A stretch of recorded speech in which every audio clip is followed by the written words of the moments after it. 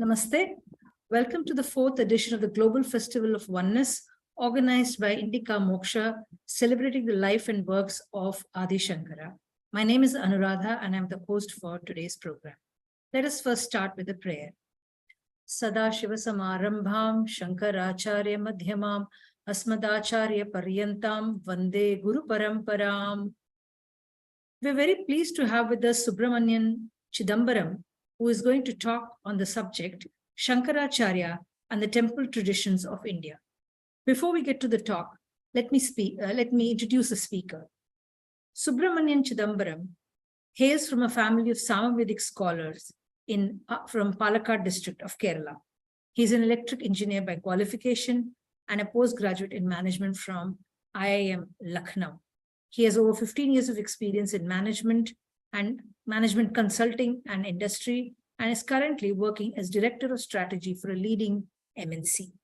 He has an MA in Sanskrit and a diploma in manuscriptology and from the University of Mumbai, where he has been a visiting faculty of Vedanta, Itihasa, Purana, and Bhakti. He has formally studied Veda chanting for 8 years. He's currently pursuing his doctoral studies on Indic perspectives for modern leadership from Chinmaya Vishwavidyapeeth. Subbuji hails from a family of music connoisseurs on his maternal side. He was initiated into Carnatic music by his mother.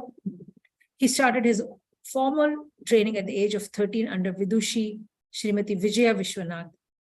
He then came under the tutelage of Sangeeta Kala Acharya Vidushi Alamelu Mani. Subbuji, as he's fondly called, has been giving many lectures and demonstrations and Sangeeta Upanyasa, that is musical storytelling, combining his interests and skills of music and Indic knowledge.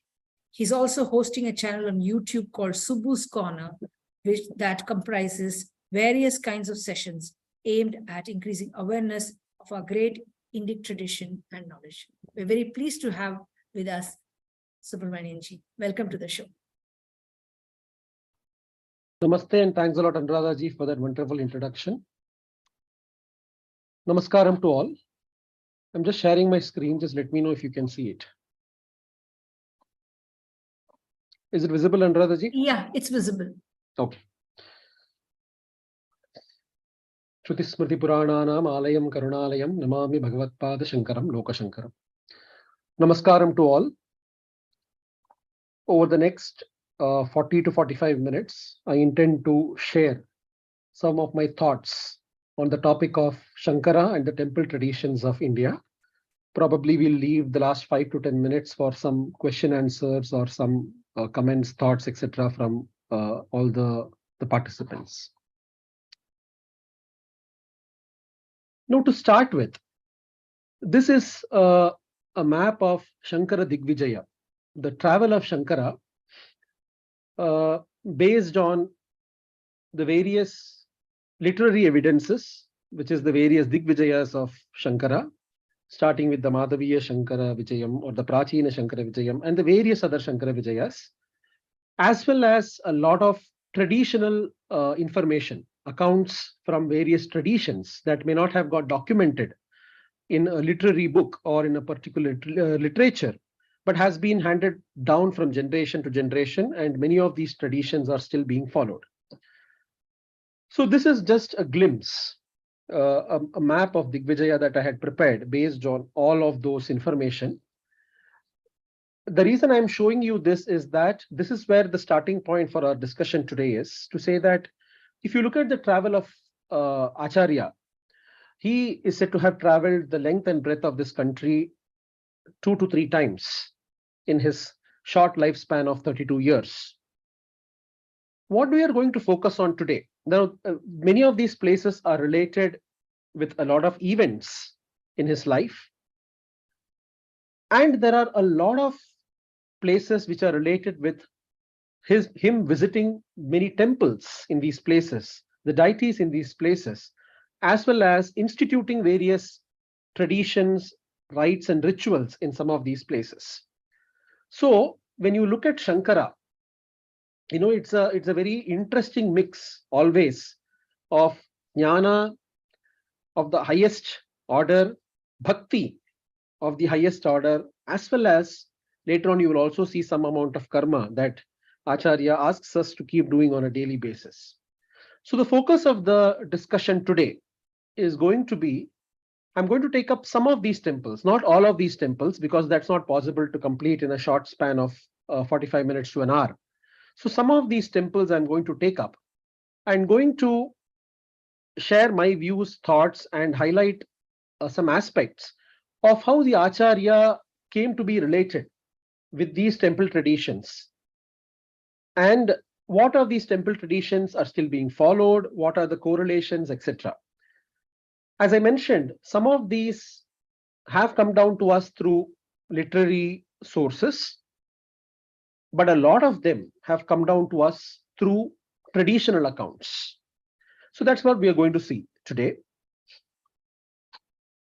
So the temples that I've taken up for the discussion today is Rishikesha, Badarikashrama, Mukambika, Sringeri, the Vadakunnathan temple at Trishiva Perur or Trishur, Guruvayur, Kadambura, Jambukeshwaram, Kanchipuram, Puri, and Pashupatinath. As you can see, it's quite well distributed across the various parts of the country. So let's get started with the temples. Now, Rishikesha, in the place of Rishikesh, normally we associate Rishikesh with not too many temples or a specific temple as such, but it is a tapobhumi where a lot of the sannyasis and yatis are there. But that place also has got a temple of Rishikesh and Narayana. And during his sojourn, Acharya's sojourn from Kashi towards Badarikashrama, when he decided to write the bhashyas on the Prasthanatraya, as he was going towards Badarikashrama, is where he goes through Rishikesha. Now there, interestingly, you have a festival that is being conducted. This temple is actually called as Bharat Mandir. It is more popularly known as Bharat Mandir. And this festival is called as Shobha Yatra, which is conducted during the Basant Panchami. So on one particular day every year, they conduct this festival called as Basant Panchami, where they carry the Shalagrama, the Utsava Murti, the Shalagrama Murti of Rishikesha Narayana to the Ganges. They dip the Shalagrama in the Ganges and they take it back and they bring it back in a palanquin. This is to commemorate the event that what happened is during the time of Adi Shankara, and you will find that in many of the temple stories, there were a lot of invasions that were happening. Now, the invasions could have been from the Islamic rulers and stuff, if we consider the later part of 9th century or the earlier part of 9th century where Acharya lived, or it could have been due to other sections of the society that were anti-Vedic or Nastika dharmas that were there. Whatever be the case, these invasions that took place, a lot of them were iconoclasts. That means they believed in destroying of temples and idols. So in the fear of them, many of the temples hid away the murtis, the vigrahas, mostly into the rivers or into the wells or buried them under the earth. So in this temple of Rishikesha Narayana, a very similar event happened, and the murti itself was deposited into the Ganges. So when Acharya came here, he found that there is no murti. He asked the people around, they said that, it was deposited into the Ganges many years back. And the Acharya is said to have gone to the river and retrieved the Shalagrama Murti of Rishikesha Narayana and reconsecrated on this in this temple on the Basanta Panchami day. So the consecration day, which is the Basanta Panchami day, is the one that is celebrated as a festival called as Shobha Yatra, where the Lord is taken to a dip in the Ganges and brought back to commemorate this event. This is something that is still followed as a tradition. You may not find this incident mentioned or this temple mentioned too many in any of the Digvijayas, but this is a tradition that is being followed in this temple. Also, the Shri Yantra sort of formation that you find in the dome of the temple, the Garbhagriha of the temple, is also said to have been the Shri Yantra that is installed, or that you find that Akara is said to have been done by Adi Shankara, Bhagavadpada. So this is one. This is the beginning of the our temple tradition journey of today. These accounts are more that we see from the accounts of the temple and what we hear from the local traditions that is still being followed till today. From Rishikesha, Acharya moved towards Badarikashrama. Now in Badarikashrama, Badrinarayana is said to be the Paradevata for Bharata itself. He is sitting at the crest jewel of Bharata, right at the top, and he is considered as the Paradevata for the entire Bharata Varsha. So when Acharya visited Badarikashrama, he was again very surprised to find that just a Shalagrama is being worshipped there, and there is no Murti. The Yoga Murti of Badrinarayana, the beautiful Yoga Murti of Badrinarayana is missing. So again, Acharya inquires with the people around, and they gave a very similar account where there were invasions happening and the Murti of Badrinarayana was deposited into the Ganges. So Acharya sits in meditation at the Jyotirmata, at the present day Jyotirmata, and meditates on the Lord, and to show him the path and show him the way as to where the Murti or the Vigraha is. And it is said that in the divine trance, Acharya went into the Narada Kunda and he dipped into the Narada, or he jumped into the Narada Kunda. He was actually asked not to do so by the people because there were heavy currents, but still Acharya jumps into the Narada Kunda and he comes out with the Chaturbhuja Murti of Chaturbhuja Shalagrama Murti of Badrinarayana. But there is a slight, there are certain slight mutilations in the Murti. It has got broken at various places because of the various years it has been in the water and due to various circumstances. So Acharya decides to put back the Murti into the Kunda and again jumps after some time, but he again comes back with the same Murti 3 times. So then he decides that probably this is the Murti that has been ordained by Bhagavan to be there in Kali Yuga for blessing the devotees. And that is how he reconsecrates Punapratishtha of Badrinarayana happens in Badarikashrama. Now this is a big deal for the Haindava Dharma. For the Sanatana Dharma, this is a really big deal because Badrinarayana, as I said, represents the Paradevata of Bharata, of the Dharma itself that is followed in Bharata. So the Punah Pratishtha or the reconsecration of Badrinarayana back in Badarikashrama became a wave, became a great news across Bharatavarsha, and people again started coming to visit this temple. Now this is about the Punah Pratishtha. The more important aspect of the Badrinarayana temple is the Puja Vidhana.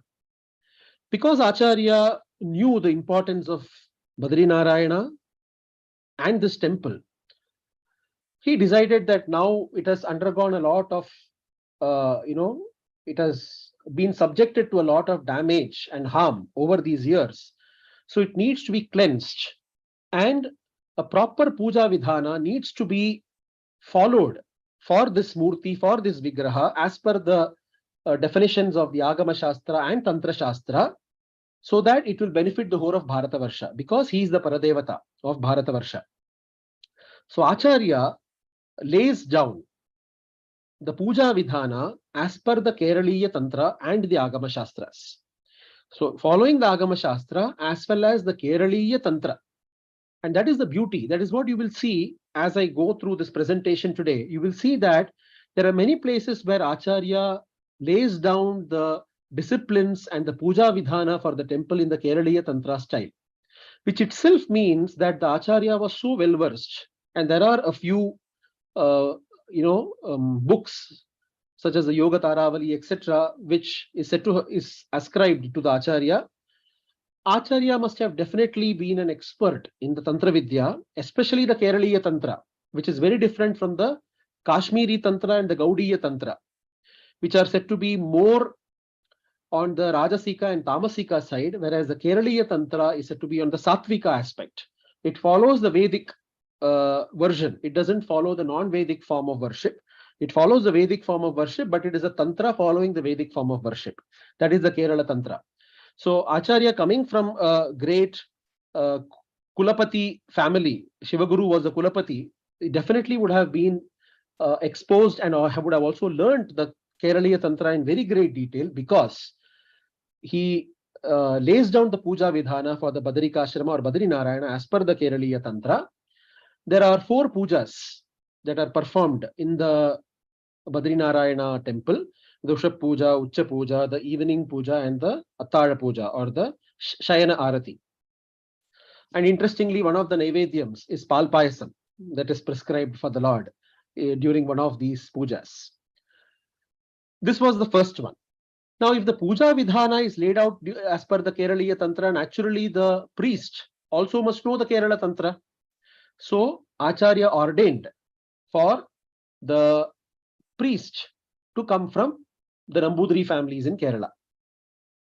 So the Nambudri, even till today, the priest who is called as the Raval, he is the chief priest in what we call in the Kerala temples as male Shanti. The male Shanti comes from the Nambudri families of Kerala. And there are certain families. In olden days, there was a village. There were many Vedic villages. There was a Vedic village called as Raghavapuram.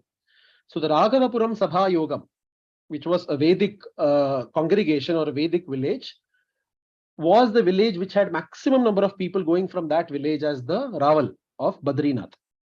They also take into consideration whether there have been many Ravals in that family before the current Raval. These are all various criteria beyond the criteria around knowing the mantras, knowing the tantras, knowing the various aspects of the Vedas, etc. Based on all that, this evaluation is done and the final selection of the Raval is done. It is done in close conjunction. So the Acharya never left this to just the decision of a small group. He linked it well with the administration. So the Tehriwal kings or the Garhwal dynasty, the kings of the Garhwal dynasty or the Garhwal administration, the royalty, in conjunction with the Cochin or the Travancore dynasty or the royalty in Kerala, together, ensure that this process is done, because the Nambudris belong to the Kerala. In olden days, it belonged to the Chera Pradesha, which was ruled by various kings, be it the kings of Cochin or the Samudri Rajas or the Travancore kings or the Travancore dynasty. Similarly, the place where Badrikashrama is, that entire place was ruled by the Garhwal kings. So these 2 dynasties were involved in this process of appointing, and the Rajaguru or the chief priest of the Garhwal dynasty was also involved in selection of this Raval into the post. Once they are selected, they have certain vidhana, certain disciplines to be followed.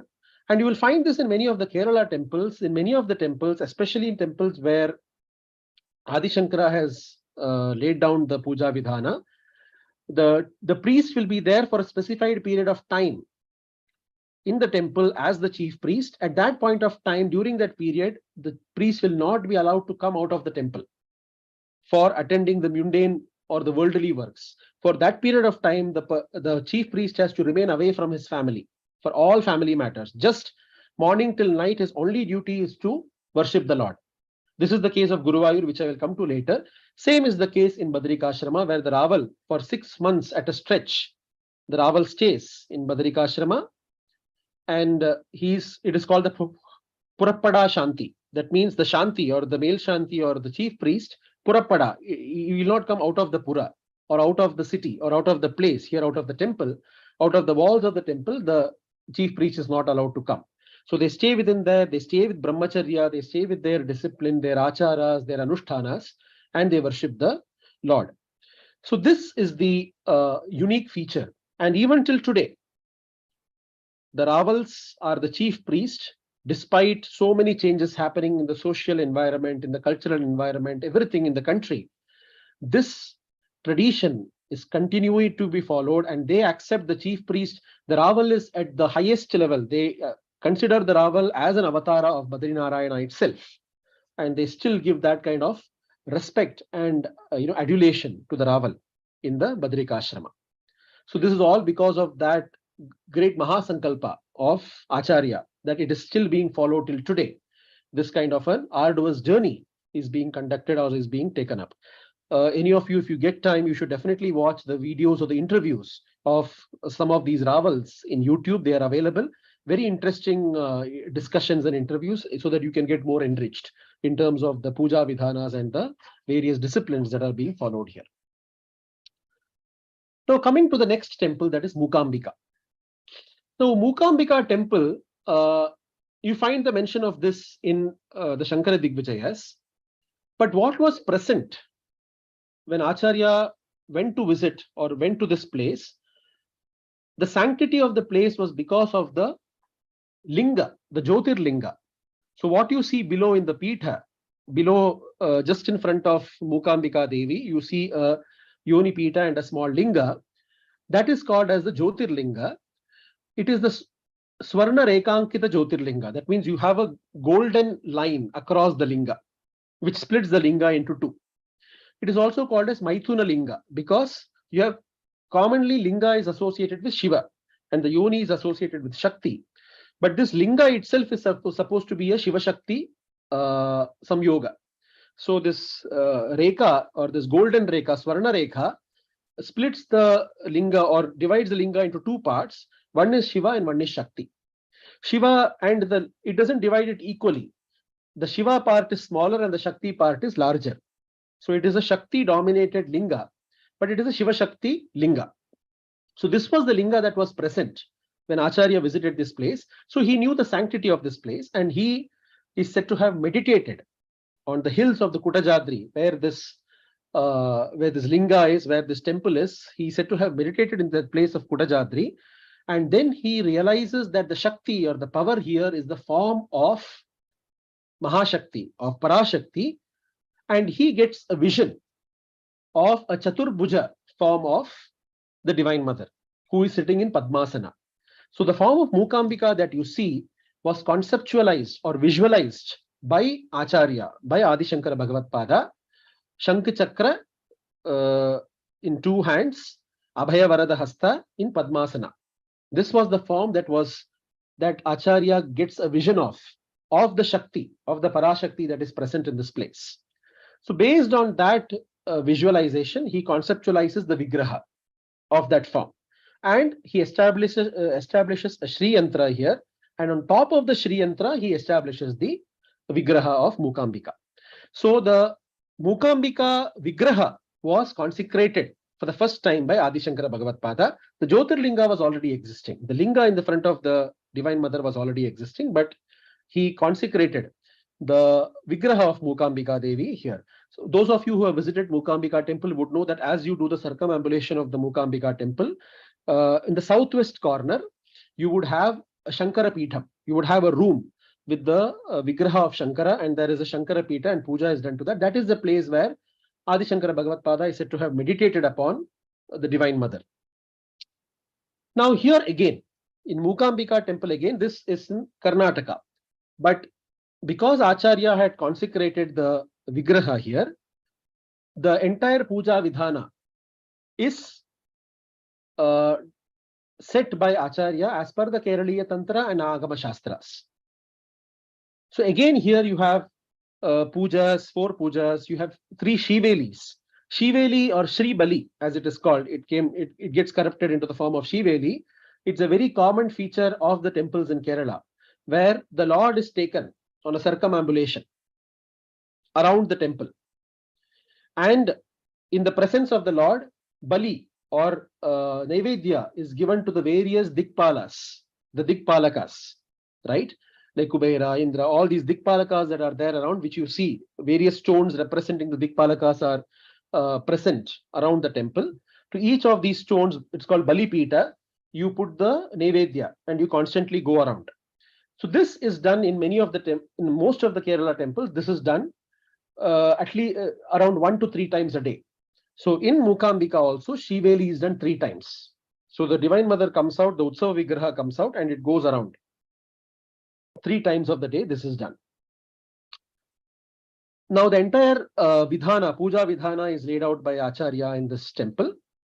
For certain temples, Acharya has ensured that the puja should not get obstructed even for one time in a day. That means it should continue seamlessly.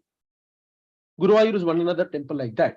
So what he has done is, he has ensured that if the chief priest, which is the male Shanti, typically they are called as Adigas. Adiga is also the surname. Those families of Adigas, there are certain families with Gotra, etc., who have been commissioned to be the chief priests of this temple, and they perform different pujas of this temple. If there is some kind of ashaucha, some kind of some death in the family or some birth in the family, because of which there's ashaucha, they are not allowed to do many of the karmas. In that case, there is a backup plan. There is 2 or 3 levels of backup plan. So if the chief priest has got some issue, then the next person is allowed to do the puja. If that person is not there, the third person. So there is 3 or 4 levels of backup plans are placed to ensure that there is not even one breakage or one kind of interruption in the puja vidhanas. That is very peculiar of certain temples, Mukambika being one of them.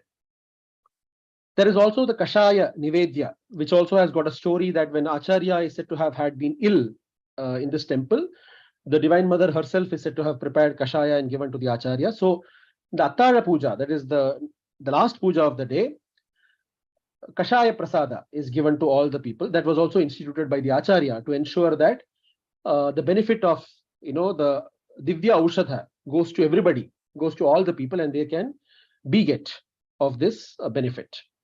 So this is, and you have you have the Mukambika temple. Then if you go up the Mukambika temple, you go to a great heights in the hill close by, you have the Sarvajna Pita. That is a place where Adi Shankara is said to have meditated for a long period of time. He is said to have stayed at that place and attained the grace of the Divine Mother. So this place entirely, if you say, except for the linga, everything else was instituted by the Acharya here, because it was only the linga that was there when Acharya came. But the Vigraha, the Puja Vidhana, everything has been instituted by the Acharya in this temple. So this is a temple completely that is a boon given to us by the Acharya. Now next, of course, is the temple of Sringeri or Rishikesh or Sringagiri, which became Sringeri. Now this again, now here, of course, you did not have any linga or anything. But of course, you had the Malahanikareshwara. Those of you who have visited Sringeri, there is a Shiva temple very close to the Sharadamba temple, which is called as Malahanikareshwara temple. And there is another Shiva temple also a bit close by. These both temples, one was worshipped by Rishi Kashyapa, Vibhandaka Kashyapa, and the other temple is being worshipped by Rishi Shringa. So both of these temples were existing. These lingas, Shiva lingas, were existing even before. And the greatness of the place was known to Adi Shankara already, because it was a Tapobhumi. It was the place where the cobra was protecting the frog. So he knew that this is an Ahimsa Bhumi. Ahimsa Pratishtayam Tatsannidho Vairatyagaha, as Patanjali says in the Yoga Sutra, complete absence of any Vaira or any enmity even amongst natural enemies. So such a place was Sringeri or Sringagiri. So it was a Tapobhumi. He knew that place and he really wanted to consecrate divine presence there. So he consecrates the presence or the Vigraha of Sharadamba in this place.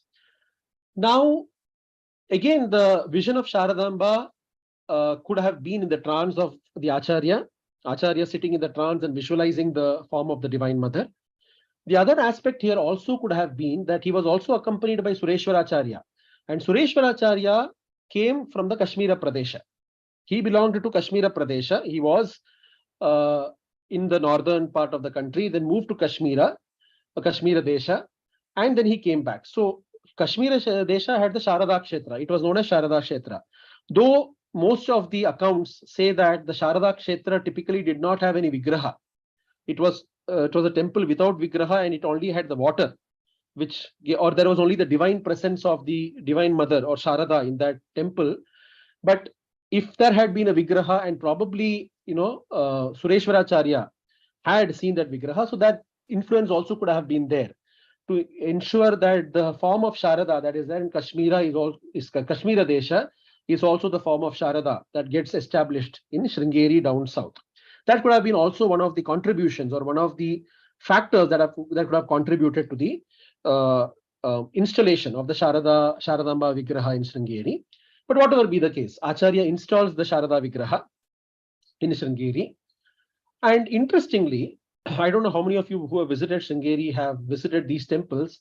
There are 4 devatas as Samrakshana devatas of Sringeri. You have Hanuman, you have Kala Bhairava, you have Kalikamba, you have Durgamba on 4 sides of the, you may call it village or town of Sringeri. These devatas are for the protection of Sringeri and the people of Sringeri. They are the Samrakshana, the Raksha devatas of Sringeri. There are various accounts. If you read the accounts of the earlier Acharyas of Sringeri, there are various accounts when the Islamic invasions and all of these were coming and people were waging war on Sringeri, or they were coming to plunder Sringeri. The Grama Devatas have protected. It is said that hordes of monkeys or various hordes of armies came and fought these people. People did not know who they were. Sringeri did not have any army or any warriors, but the Grama Devatas, the power of the Grama Devatas just bade them away, and Sringeri was protected. So there are various such accounts. If you read through the histories of the various earlier Acharyas of Sringeri, you find these accounts being chronicled. So they are still being worshipped because they are the Devatas, the Grama Devatas, are the protected deities of Sringeri. So that is another beautiful aspect. The rest of the aspects I am not getting into because this is an entirely a town that was, or the place that was developed by Adi Shankara Bhagavadpada, which is Rishikesh. Now coming to the Kerala Pradesha, Trishiva Perur, the place where the Vadakunnathan temple, after worshipping whom Shivaguru and Aryamba were blessed with Adi Shankara Bhagavadpada. Now, interestingly, if you look at the Madhaviya Shankara Vijaya, it says, Tato Mahesha Kila Keraleshu, Srimad Vrishadrau Karuna Samudraha, Purna Nadi Punyatate Swayambhu Lingatmana Anangadaga Virasit. Anangadak Avirasit. The Lord incarnated on the banks of the Purna Nadi at Vrishadri or Vrishabhachalam in Kerala. So this account is mentioned very close to the birth of Adi Shankara Bhagavadpada. Those of the historians and people who have tried to estimate the life of the Vadakunnathan temple or how old it is, etc., it all, in many cases, many of the estimates, they coincide with the birth of Adi Shankara Bhagavadpada, which is to say that this was an avatarana, this was a manifestation. The Linga form of Parameshwara manifested before the Chala form of Shankara in the form of Adi Shankara Bhagavadpada. So Shiva first manifested himself as the Achala Linga, and then he manifested himself as the Chala Shankara. So interestingly, the first manifestation happens of the Vrishabhadri or the Vadakunnathan temple. Now the Vadakunnathan temple is of course connected with the birth of Adi Shankara Bhagavadpada, but the Kerala Sampradaya, in Kerala, they still believe that the Samadhi of Adi Shankara Bhagavadpada also happened in Vadakunnathan temple. That is why if you go through the outer precincts of the Vadakunnathan temple, you will find a place that is designated as the Samadhi Sthala, and there is a Shankha Chakra that is placed, that is carved in stone, sculptures of Shankha Chakra, which is said to have been or considered as the Samadhi of Adi Shankara Bhagavadpada, and puja is done there. And then there is a small shrine which is shown here on the photo of Adi Shankaracharya. This is also correlated with many people as the beginning of the Malayalam era. So the Malayalam Varsham, the Kollam Varsham, if you look at the Malayalam calendar, and if you look at the more popular estimates of the the death of or the Samadhi's time of Adi Shankara Bhagavadpada, you'll find them to be very close to each other. So that is said to be another, it is a hypothesis that probably the Malayalam era or the Malayalam year began in remembrance of the Samadhi day of Adi Shankara Bhagavadpada. Also, very, very closely related with Adi Shankara Bhagavadpada, though we know about the four mathas, the four Amnaya Pithas, which is Jyotir Matha, the Puri, Dwaraka, and Sringeri Matha or Sringeri Matha, there are mathams in Kerala, which also are said to have been established by the Shishyas of Adi Shankara Bhagavadpada. So in Kerala itself, you have the four mathas, which are in four directions of Thrissur. So keeping Thrissur as the center, there are in four directions, there are four mathas, which is Naduvil Matham, Tekke Madam, Idayil Madam, Vadakke Madam. Some of these are functional, some of these are not functional today. Similarly, in Uttara Kerala also, you have Naduvil Madam, Tekke Madam, Traikad Madam, Ilanyir Madam, or Idanir Madam. So these mathas are still, many of these mathas are functioning today. They have a Swamiji there. Some of these mathas have become Veda Patashalas and are propagating the Vedic studies. It is from these mathams that it is to some of these mathams or one of these mathams that the great Vilvamangalam Swamiyar, who is associated with many of the temples in Kerala, who is said to have been a great saint, is also said to be associated or said to have come from this parampara, this Shankara parampara itself. He is associated with some of these mathams. There have been different Vilvamangalam Swamiyars, is what many of the historians say at different points of time in history, but all of them have been associated with some or the other mathams, some of the other Shankara mathams in Kerala. The other interesting extended correlation is that the Swamiji of the, I think the Naduvil Matham is also the Pushpanjali Swamiyar, or the one who is allowed to do Pushparchana to Ananta Padmanabha Swami in Trivandrum. So the Ananta Padmanabha Swami temple in Thiruvananthapuram, as you know, it's a huge vigraha of Shalagrama made of 12,008 Shalagramas. So that huge vigraha, because it is made of a special Ayurvedic process, it has all the Shalagramas have been brought together through a special Ayurvedic process. You cannot pour water out or do Abhisheka into that vigraha. It's all done on the Utsava Vigraha or Utsava Murti. So on the Vigraha, you can do Pushparchana. And even the Pushpa cannot be taken away. The next day, the Nirmalya should not be taken away by hand, because even that can harm the Vigraha. So by using a peacock feather, the Nirmalyam or the flowers of the previous day are slowly removed from the Vigraha, so that it should not harm the Vigraha in any form. The only one who is allowed to do Pushparchana to Ananta Padmanabha Swami in the Garbhagriha is the Pushpanjali Swamiyar. That is why he's called as Pushpanjali Swamiyar. And he is the Swamiyar, or he is the pontiff from the Naduvil Matham of Thrissur that goes and is consecrated, or he is brought in as the Pushpanjali Swamiyar. We call it Avarodhana, means he is brought into that position of the Pushpanjali Swamiyar in Ananta Padmanabha Swami temple. So you can see the correlations into various temples of the Shankara Sampradaya itself, as it has extended to various temples or temple traditions in Kerala. Of course, the next very popular temple associated with Adi Shankara Bhagavadpada is Guruvayur. In Guruvayur, especially when those of you who have visited Guruvayur, when you go around the temple, in that mandapa where you have the sculptures of various people, you find the sculpture, as I've highlighted in the photo, of Adi Shankaracharya. The story here is that Adi Shankara Bhagavadpada came to Guruvayur, and he is the one who is said to have again laid out the puja vidhana for the temple of Guruvayur as per the Keraliya Tantra. Guruvayur is among the very, very few temples in Kerala which follows the Keraliya Tantra to the T. Means the Kerala, the tantric rituals, the Kerala tantric rituals are performed to its best all through the year, and all the tantric worship or rites and rituals are done in this temple. That also, that results into the power of the deity growing day by day. So Pancha Maha Pujas are conducted here. There are 5 pujas, which itself happens in a Mahakshetra. So there are 5 pujas that are conducted here as per the Keraliya Tantra.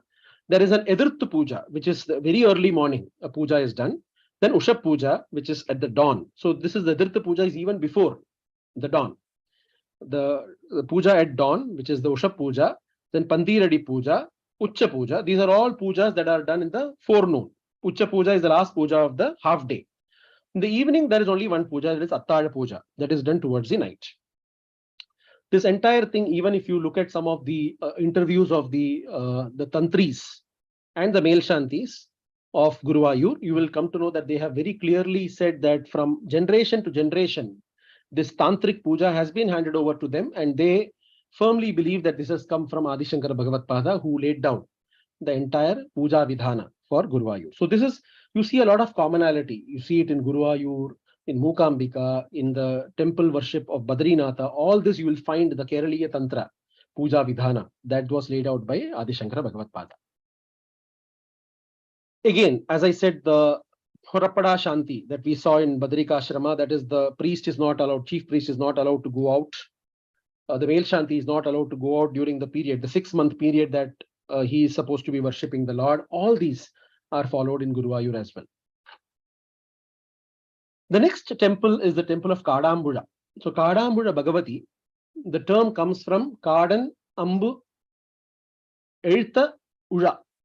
Kadan is the forest dweller, which here refers to the Kirata form of Parameshwara, who came in the form of a Kirata to have a duel with Arjuna. Ambu is the arrow. Eltha is the one who left the arrow or who released the arrow. Ura is the place. The place where Kirata, Shiva in the form of Kirata, released the arrow. That is called as Kadambura.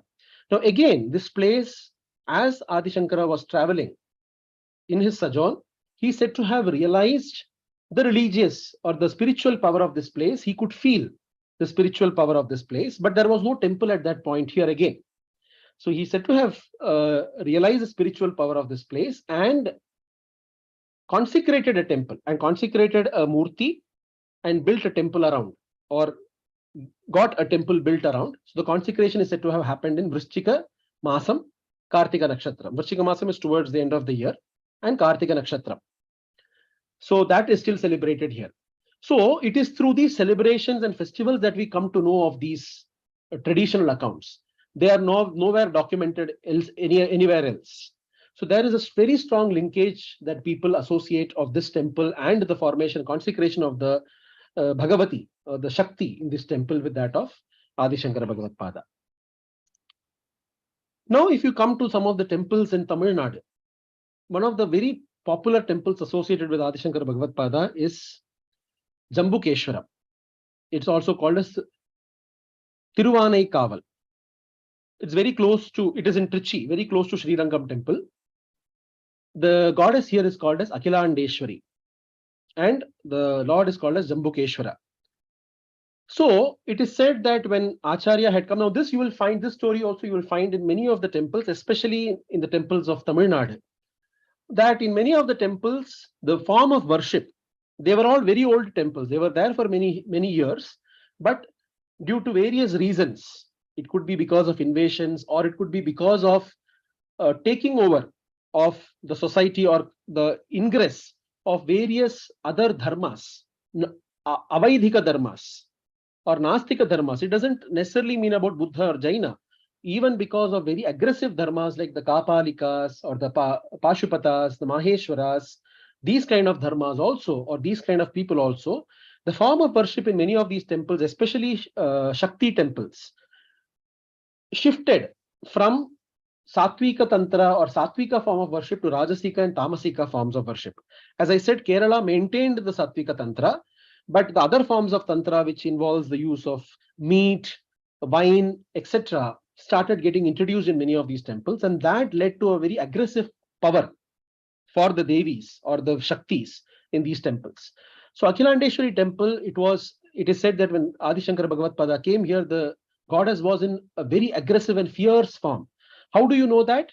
That gets through the experience of the people around. They couldn't enter the temple.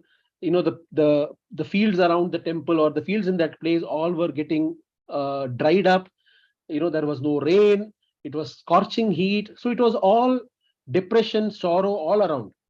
That was as an after effect, considered as an after effect of the fury or the fierce nature of the Shakti in this temple by the people. So Acharya is said to have come, again sat in meditation and drawn all the fierce nature or the fury of the Divine Mother into 2 ear ornaments, 2 earrings, which are called as tatanka. So tatanka is basically the ear stud or the earring worn by ladies is called as tatanka. So in 2 tatankas, he made 2 tatankas in the form of Sri Chakra. So 2 Sri Chakra tatankas were made, and the entire fury of the Divine Mother was contained in these 2 tatankas and then placed in the ear of the Divine Mother. So that is said to have brought the fury down. And whatever remaining fury, so that this doesn't happen in the future, Acharya is said to have consecrated Vigneshwara, the Sannidhi of Vigneshwara, right opposite the Sannidhi of Akhilandeshwari. So if you go to the temple, you will find that Akhilandeshwari Sannidhi, as the Sannidhi opens, directly the Divine Mother, the moment you open the Sannidhi, the first thing that she sees is her son, favorite son, Vigneshwara, right in front of her. So that will ensure that she never gets angry or the fury never goes beyond a point. So this was another installation that was done by Adi Shankara, remodeling that was done by Acharya. Now this you find reference to in one of the songs of Muthuswami Dikshitar. He says, Shri Mata Shiva Vamanke Sri Chakra Rupa Tatanke Mamava. So he gives that reference. He lived in the 18th century. He's considered as one of the trinities of Carnatic music, who composed songs on most of the temples he visited. So after visiting the Akhilandeshwari temple, he composed many songs, and one of the songs is this, where he starts the Pallavi by saying Shri Chakra Rupa Tatanke, the one who has got Tatankas in the form of Shri Chakra. And there is a recorded history of Chandrasekharendra Saraswati Mahaswamigal, Mahapiriyava. In his journeys, in his Digvijayas, there is a recorded history of him having performed the Tatanka Pratishtha in 1923, which means very few years after his Avarodhana, after his getting on the ascension to the throne of the pontiff of the Kanchi Matha, he had undertaken Digvijaya Yatra. So during the Digvijaya Yatra itself,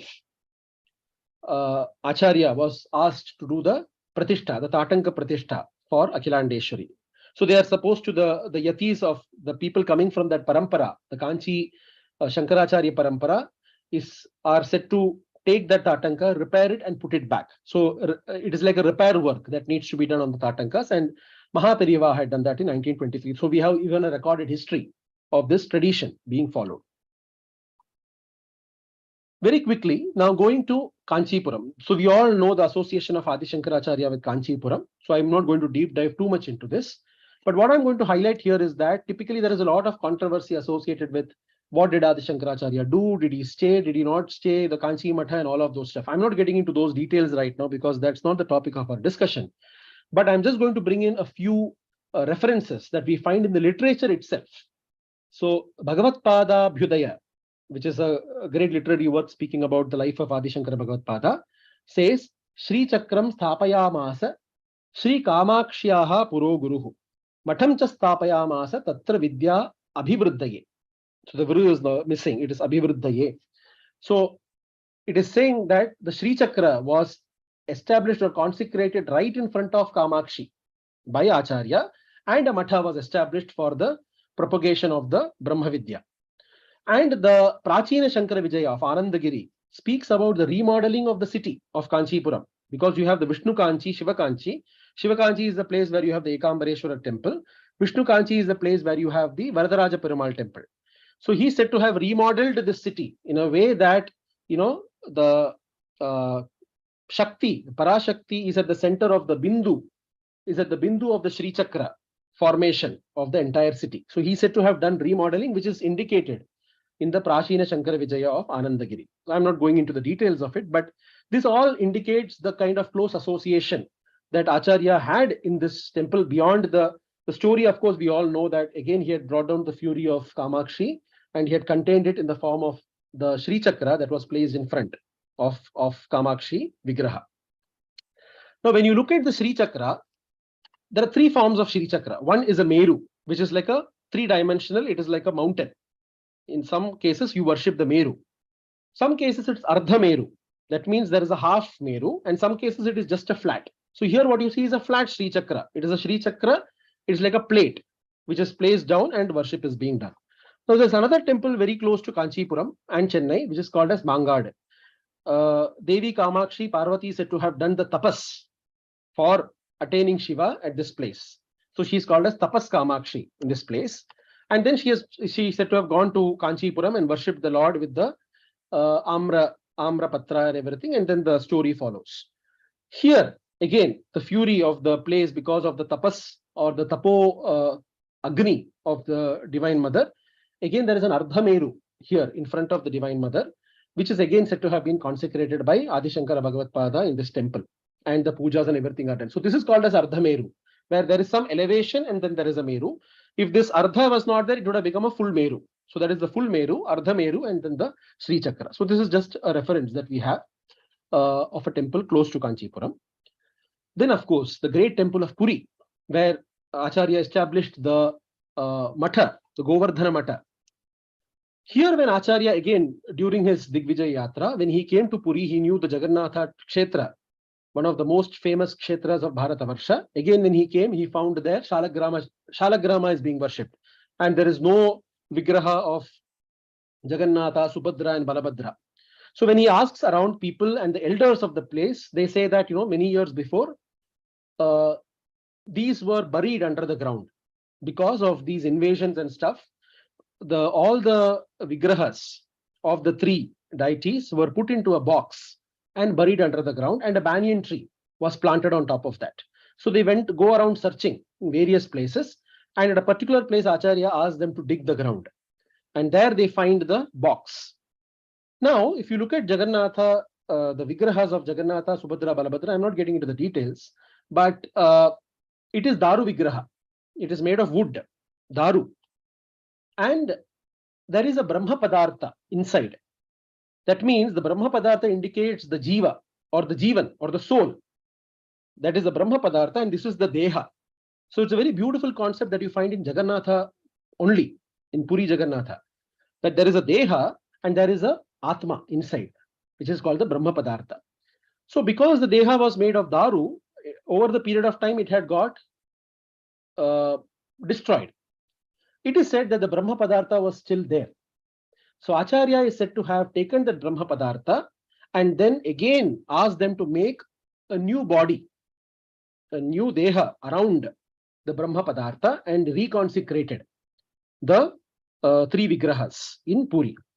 As you all know, that the great festival of Navakalebara, it is called as Navakalebara, which is giving a new body. It happens once in a set of years. All the previous bodies or the old bodies are discarded off and new bodies are given. Keeping the Brahma Padartha as it is, the new bodies are given to Jagannatha, Subhadra and Balabhadra. After many years, after nearly 150 years, because the entire Vigraha itself had gone away, for the first time when Adi Shankaracharya reconsecrated the idols, is when the Navakalebara was again celebrated with great pomp and honor in Puri on the reconsecration of the three idols by Adi Shankara Bhagavadpada. So this again is known through local traditions, folklore, and there are a few research papers which some of these scholars from Odisha have written, which is where we get this information. Then we have the temple of Pashupatinath. So Pashupatinath temple again, in Acharya in his sojourn or in his Digvijaya Yatra, when he visits Kathmandu, again he finds a lot of ingress of the Avaidika dharmas. And he finds there is a lot of the Vaidika dharma has gone away. The linga is not kept in a pure form, Shaucha form. There are lots of things lying around the linga. No worship is being done. No puja is being done to the Panchamukha linga and all of that. So he again, with the help of the king of Nepal, he again gets all the evil forces removed away, all the evil people removed away, all the Avaidika dharmas removed away, purifying the temple, again repurifying and bringing back the puja vidhanas. we do not get too many indications of what kind of puja vidhana was instituted there. That needs to be probably asked with scholars or experts who know the puja vidhana of the temple. But he institutes certain puja vidhanas which are more from the Dakshina Bharata Pradesha, because he appoints the priests to do those puja from Karnataka Pradesha, from Sringeri. So even till today, the chief priest, who is called as a Bhatta, the Bhatta priest is the chief priest, and the local priests of Nepal are the Kulshantis, what we will call in Kerala. They are the helpers or supporters, or they are the ones attendants who help the chief priest. The chief priest, even till today, is from the family, Vaidika family in Karnataka. He must be belonging to a particular Gotra. He must be trained or into the Rigvedic recitation, the Pashupata Yoga, Shiva Gama. He must be belonging to a particular Veda, Gotra. So with all this background, the people are selected, and the Sringeri Mutt trains these people in the Sringeri Mutt even till today, the Dakshinamaya Sringeri Matha. And then the one among them is selected and sent to the temple of Pashupatinath as the chief priest. Again, this is done through the Sringeri Matha as well as through the coordination between the dynasties or the kingdoms of Mysore and Nepal. So the administration is also involved in this process. At the same time, the Sringeri Matha Acharyas and the Shankara Sampradaya they train the chief priest into that, and the chief priest goes and performs worship there. So definitely the puja vidhana of Pashupatinath must be having a lot of aspects of Dakshina Bharata, or the kinds of traditions that are being followed in this part of the country is being followed in Pashupatinath.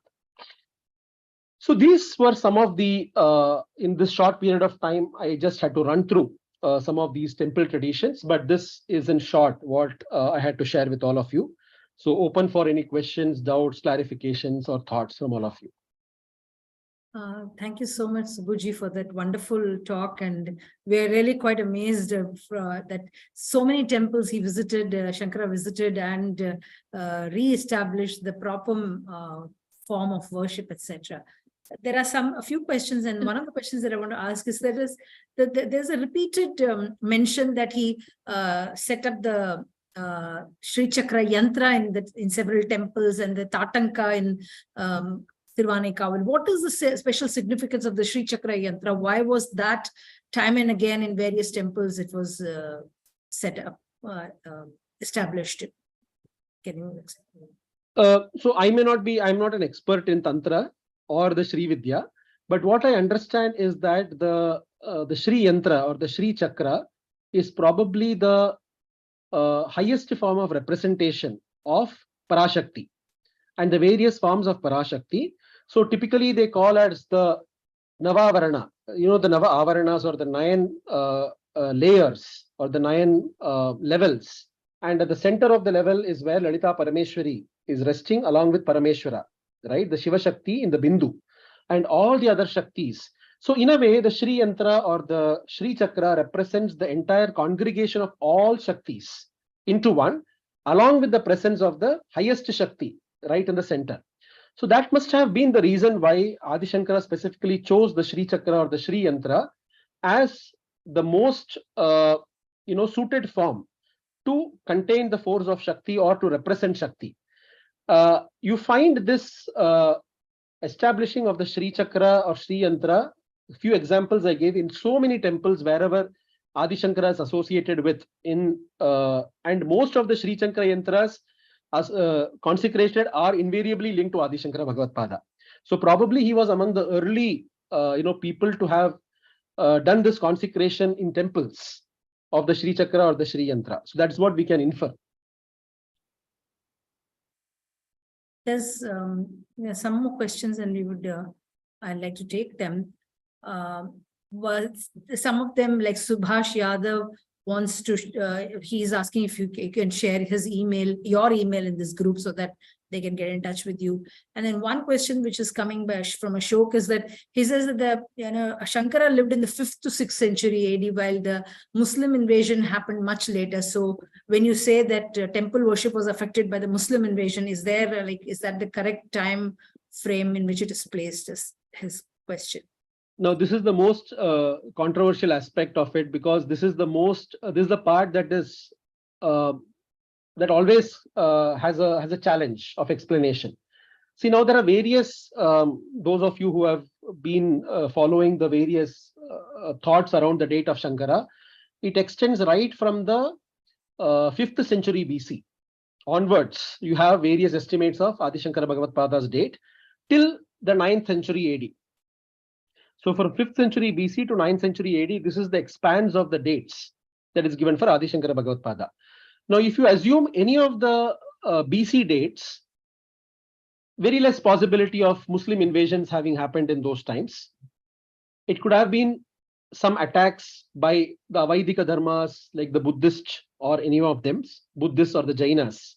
That could have been possible, because that was the predominant dharmas, which is constantly being refuted by Adi Shankara Bhagavadpada also in many of his works, the Bauddhas or the Jainas. So that could have been one community who could have done this.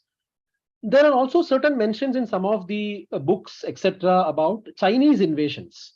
Now, we don't know. I am not a historian, so I wouldn't know too much about these, but that is also a mention that is mentioned, that some of the Chinese incursions happened from, the northeastern part of the country into many of these temples, especially in the northern side of the country. So that is one explanation. Now, yes, Adi Shankara Bhagavad, the most popular date of Adi Shankara Bhagavadpada is 8th to 9th century AD. Now, during the 8th to 9th century AD, you are right that, the Islamic invasion hadn't taken that much of force. But the Islamic invasion was there in the north already by that time. If you look at some of the historical aspects, they had started coming to Sindh. They had taken some of these aspects, some of these places, etc., were already coming under Islamic invasions during that period of time. Now, whether they contributed to this, or was it because of some invasions of certain Buddhist, sections of the society, or was it because of Chinese incursions? This could be all reasons, which it is. So I agree with you. It may not be attributed to one specific place, but these were invasions maybe due to multiple of these communities. Yeah. Thank you so much for the clarification. We would have loved to continue, but then time is not at our disposal. Viewers, we have many such interesting sessions coming up. Tomorrow morning at 7 a.m. India time, we have Vidwan J. Surya Narayana will be talking on the subject, identifying the qualities that allow a person to flourish spiritually. So this is a talk. Is this and do join us and benefit from this wonderful session. Thank you once again, Subhaji, for that wonderful session. Good night and bye. Thank you. Thank you.